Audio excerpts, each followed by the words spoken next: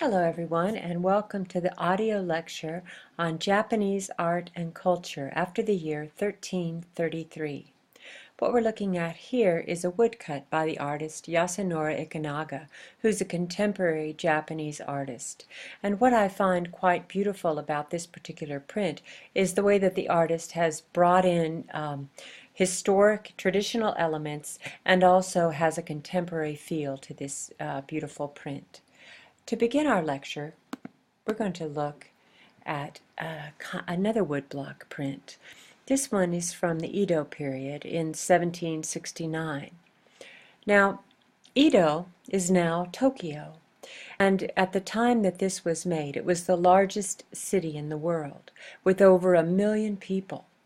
Within that city, you had the shogunate, you had the government administrators, you had the courtesan district, and what we're seeing here is a courtesan and a young girl looking out to sea.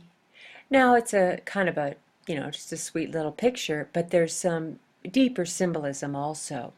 If you notice, the woman is smoking a pipe, and the little girl is looking through a telescope. Both of these things were brought to Japan by Dutch traders.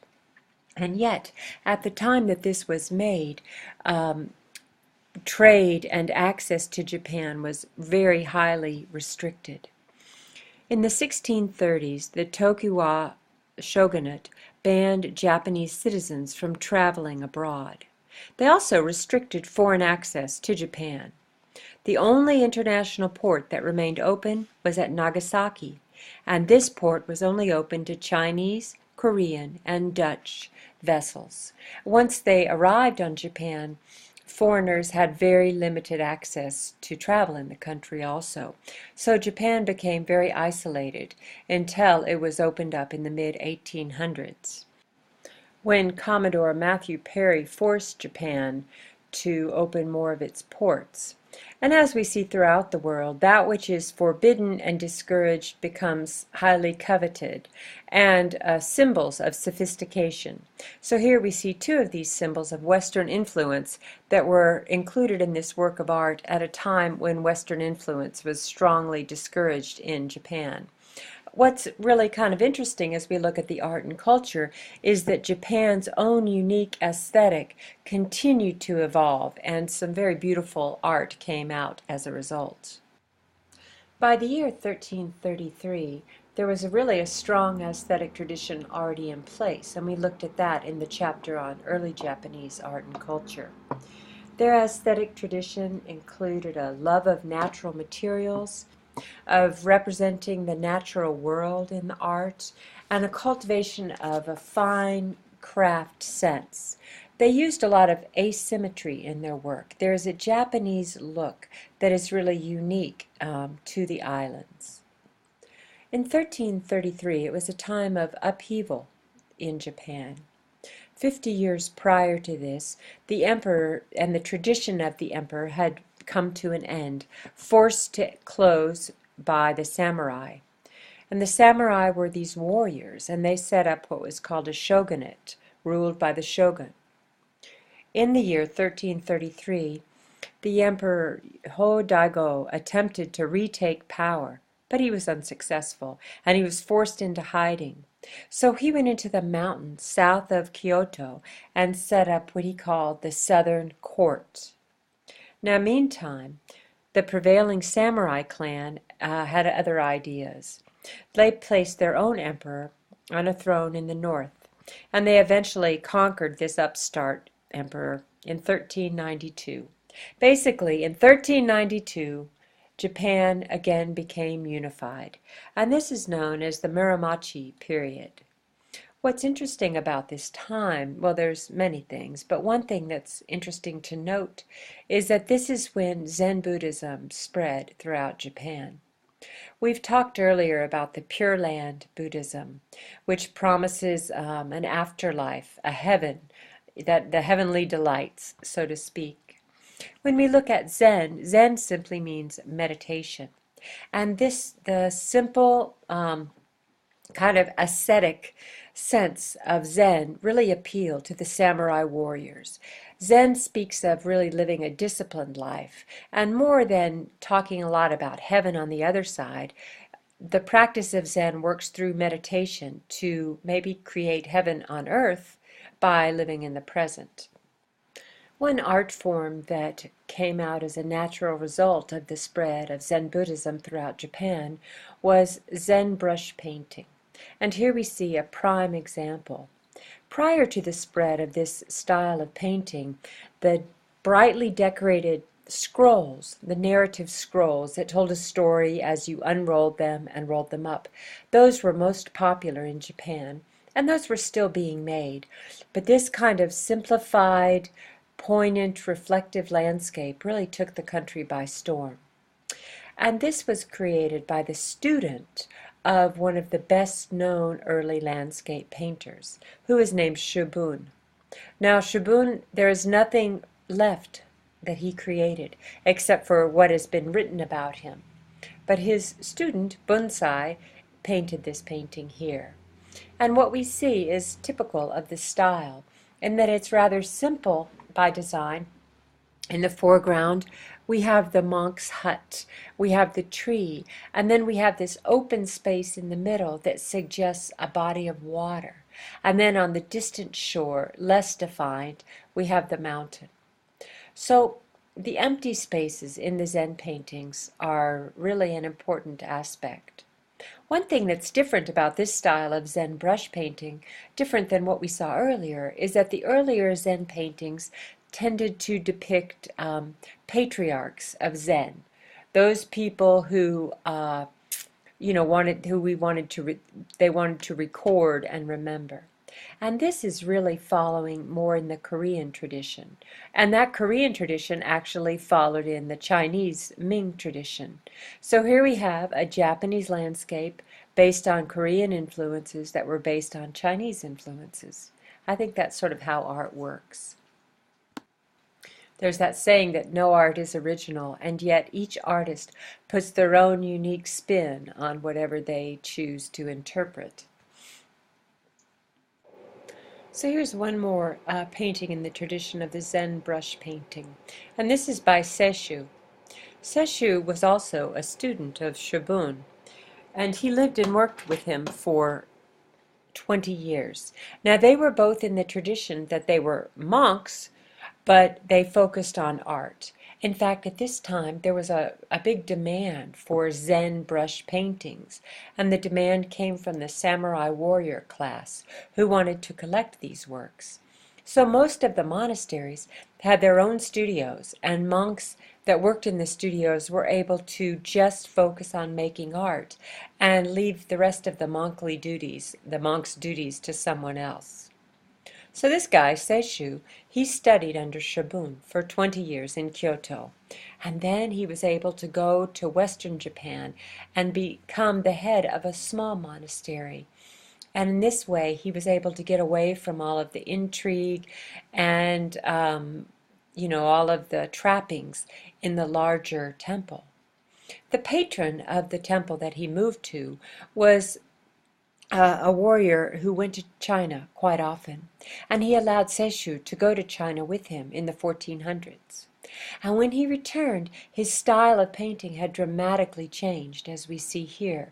As compared to the last one, this one is flat, with kind of quicker, jagged strokes, and yet in some ways it looks almost like modern art influenced, and perhaps it is an influence of modern art.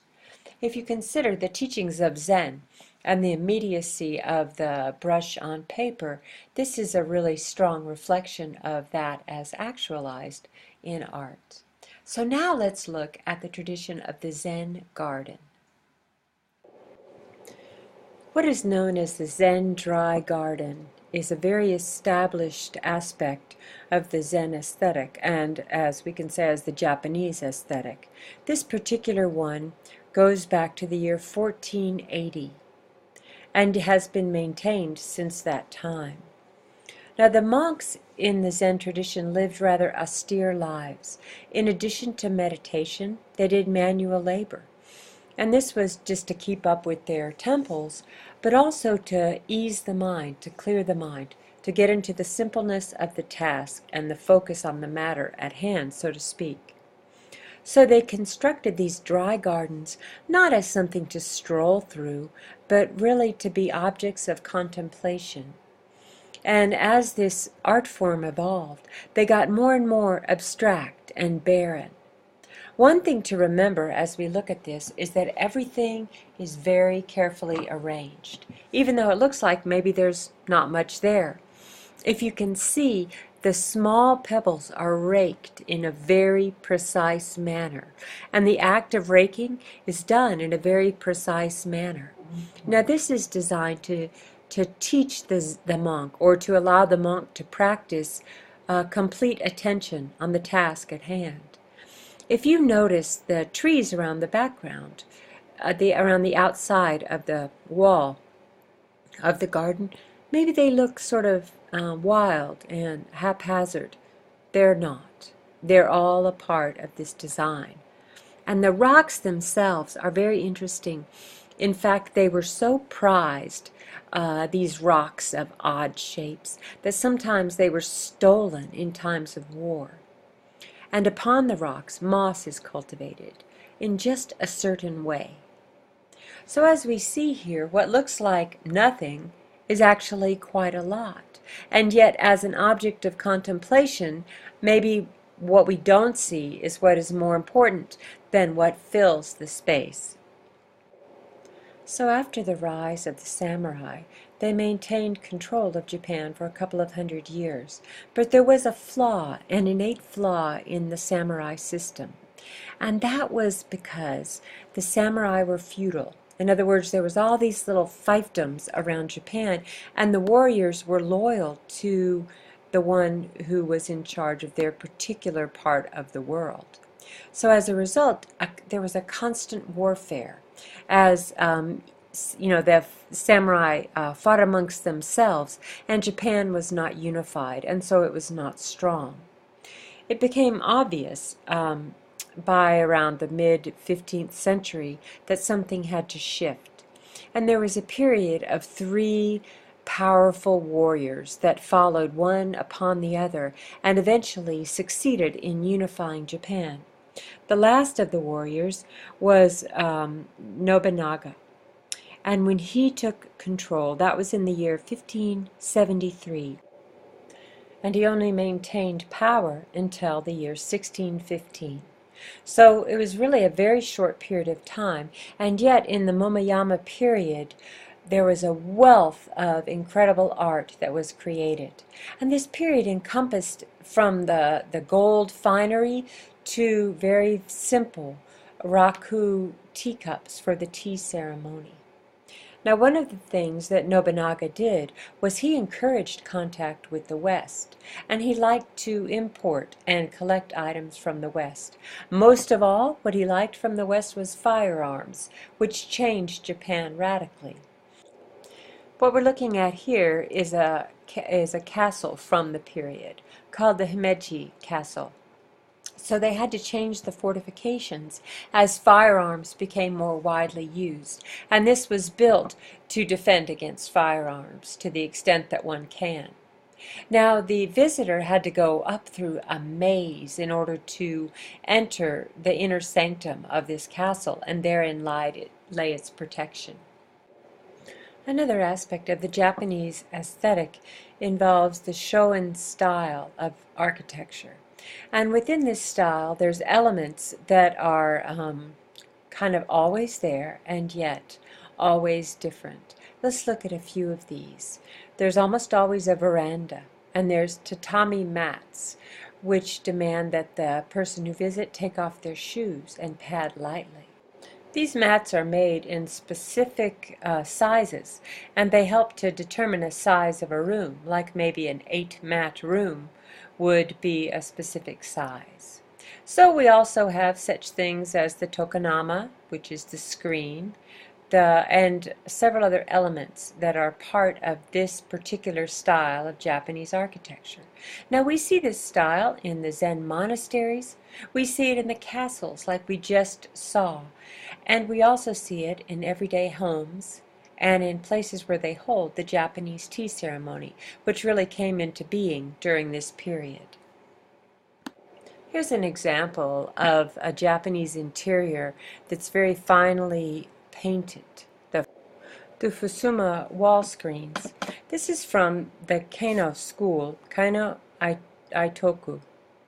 What we see here on the left is this ink painting, this Zen ink painting that we've seen already earlier come into play, but it's also combined with the brightly colored decorative style often painted on gold that comes from earlier Japanese traditions of painting. This particular one has symbolism. On the left we have cranes and pines, and that represents long life, and on the right we have a plum tree, which represents the rebirth of springtime.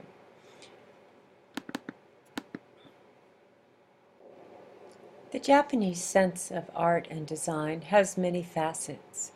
In addition to the lavish gold, in addition to the castles with all their rooms that we saw, there's a simplicity as expressed in much of the art, and especially in the tea ceremony, which really came to being during the Momoyama period. It's also, this tea ceremony is called the Chanoyu, and it basically is a time to step outside of daily life and to go into a place where people from all walks of life meet and simply share a cup of tea. So tea first came to Japan in the 9th century, and it was made into cakes and boiled, as we see in the tradition in many other countries. But through Zen, the tea became different. They ground it into a fine powder, and then the tea host would whisk this powder in a bowl and serve this rich green tea to the guests, usually along with a sweet. So the person who really developed the tea ceremony was named Sen no Rikyo, and he's a famous Zen master who became a tea master. And he envisioned this whole practice of bringing all the people together and simply stepping outside of life in the simplicity of the tea room to drink tea. Now, one of the practices in the tea room is that the thing that you discuss is tea, the cup, or the art. So it's a great practice in how to bring attention into the most simple daily task. And as someone who's been through the tea ceremony and taken tea with others in this traditional form, I can tell you that it's so relaxing, and it really helps to put the world in perspective. I like to imagine, and I've heard stories of warriors that were about to go to battle, but before they do that, they have tea. And I guess in my version of the story, after they take tea, they don't really see the need for the battle. This is a very famous classic tea room, and when you look at it, it looks like no big deal, and yet it's designed to be that way. The walls are kind of rough, and you know, when you enter this tea room, the person who's taking tea has to crawl through a little door, and that's really equalizing also. And then you emerge in this small room, and there's an alcove for a picture or a vase of flowers. There's the mats on the floor, and gentle diffused light through paper-covered windows. So this is the essence of simplicity as a way to return to what's important in life, as expressed through the tea ceremony. Every utensil connected with the tea ceremony had some importance, and this included the water jar, the kettle for heating the water, the whisk for stirring the tea, and the cup. The napkins used in the tea ceremony are folded a very specific way, and this is all done in a slow and easy motion. It's quite beautiful to watch, really. So in the early days of the tea ceremony, the practitioners came to admire a simple peasant rice bowl from the Korean tradition, and that's what they modeled the tea bowls after. This is an early example that's seen to be a very beautiful tea bowl, and you can see it looks kind of rough, and yet it has a very strong design sense. And not every rough bowl would make it into the, as a fine tea bowl. It had to fit well in the hands and be pleasing to the eye. And I can imagine in the tea ceremony someone might say, "Hey, look at that bowl. It looks like the colors of sunset or sunrise," etc. That's how it goes in a tea ceremony. Seems like it's a good time to take a break and come back with part 2, which will be actually a little bit shorter than part 1. Maybe it's a good time to take some tea. Hey, thanks for listening.